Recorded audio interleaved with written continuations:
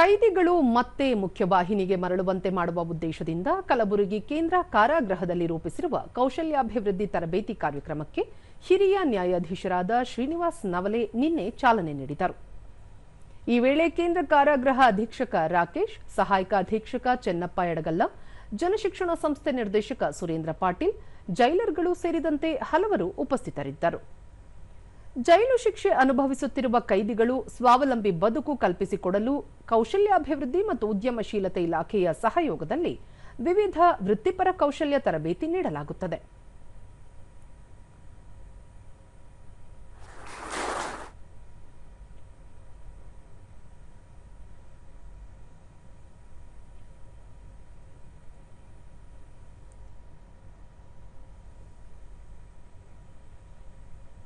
ನ್ಯಾಯಾಧೀಶ ಶ್ರೀನಿವಾಸ್ ನವಲೆ, ಜೈಲು ಶಿಕ್ಷೆ ಕೇವಲ ದಂಡನೆ ಅಲ್ಲ, ವ್ಯಕ್ತಿಯ ಬದುಕನ್ನು ಪರಿವರ್ತಿಸುವ ಅವಕಾಶವಾಗಿದೆ.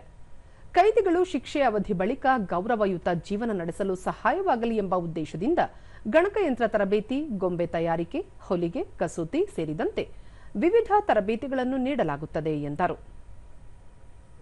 ಒಂದು ಅವಕಾಶವನ್ನು ಕೊಡ್ತವೆ. ಅದಕ್ಕೆ ಕೆಲವೊಬ್ಬರು ಶಿಕ್ಷಿತರಿದ್ದರು, ಅಶಿಕ್ಷಿತರಿದ್ರೂ ತರಬೇತಿದಾರರು ಅವರಿಗೆ ತರಬೇತಿಯನ್ನು ನೀಡಿ ಅವರನ್ನು ಕೌಶಲ್ಯಯುತವಾಗಿ ಮಾಡುವಂಥ ಒಂದು ಸಾಮರ್ಥ್ಯ ಹೊಂದಿದ್ದಾರೆ. ರಾಕೇಶ್ ಕಾಂಬಳೆ, ಕೈದಿಗಳಲ್ಲಿ ಸಕಾರಾತ್ಮಕ ಮನೋಭಾವ ಬೆಳೆಸಿ ಅವರನ್ನು ಸಮಾಜಮುಖಿಗಳನ್ನಾಗಿ ರೂಪಿಸುವುದೇ ಈ ಯೋಜನೆಯ ಉದ್ದೇಶವಾಗಿದೆ. ಕೈದಿಗಳು ಇದರ ಸದುಪಯೋಗ ಪಡೆದುಕೊಂಡು ಸ್ವಾವಲಂಬಿಗಳ ಬದುಕು ಕಟ್ಟಿಕೊಳ್ಳಬೇಕು ಎಂದು ಸಲಹೆ ನೀಡಿದರು. ಮತ್ತು ನಾವು ಹಸು ಮತ್ತು ಆಡು ಮತ್ತು ಕುರಿ ಸಾಕಾಣಿಕೆ ಅದರ ಟ್ರೈನಿಂಗ್ ಕೊಟ್ಟಿರ್ತೇವೆ. ಮತ್ತು ನಮ್ಮಲ್ಲಿ ಇರ್ತಕ್ಕಂಥ ಟೈಲರಿಂಗ್, ಹೊಲಿಗೆ ಯಂತ್ರ ಅದ್ರ ಬಗ್ಗೆ ಟ್ರೈನಿಂಗ್ ಕೊಟ್ಟಿರ್ತೀವಿ. ಹೀಗೆ ಸುಮಾರು 10 ಹಲವಾರು ನಮ್ಮ ಬಂದಿಗಳಿಗೆ ಅನುಕೂಲ ಆಗುವಂಥದ್ದು ಎಲ್ಲ ಕಾರ್ಯಕ್ರಮ ಹಮ್ಮಿಕೊಳ್ತಾ ಇದ್ದೀವಿ. ಸುರೇಂದ್ರ ಪಾಟೀಲ್, ಕೌಶಲ್ಯ ತರಬೇತಿ ಜೀವನೋಪಾಯದ ಭದ್ರ ಅಡಿಪಾಯವಾಗಿದೆ. ಕೌಶಲ್ಯ ತರಬೇತಿ ಮೂಲಕ ಕೈದಿಗಳಲ್ಲಿ ಆತ್ಮವಿಶ್ವಾಸ ಮತ್ತು ಉದ್ಯೋಗ ಸಾಮರ್ಥ್ಯ, ಉದ್ಯಮಶೀಲ ಮನೋಭಾವ ಪ್ರಯತ್ನ ನಡೆಯುತ್ತಿದೆ ಎಂದರು. ಹೆಲ್ತ್ ಕ್ಯಾಂಪ್ ಥರ ನಾವು ಅವೇರ್ನೆಸ್ ಪ್ರೋಗ್ರಾಮ್ನ ಮಾಡ್ತಾ ಇರ್ತೀವಿ. 15 ದಿವಸದ ಕಾರ್ಯಕ್ರಮ ಇರುತ್ತೆ.